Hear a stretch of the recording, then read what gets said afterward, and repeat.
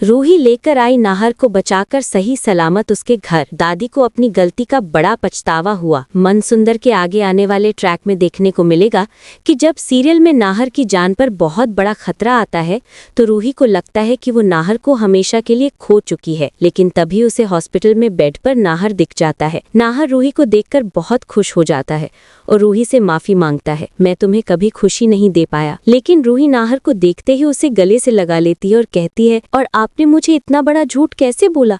अगर आपको कुछ हो जाता तो मैं भी जिंदा नहीं रहती। इसके बाद रूही नाहर से कहती है, अब आपको मेरे साथ अपने घर चलना ही होगा, क्योंकि आप सबसे ज्यादा सुरक्षित वहीं रहोगे और अभी तो आपकी तबीयत भी बहुत खराब है। इसी बीच प्रथम के पापा भी वहां पहुंच जाते हैं।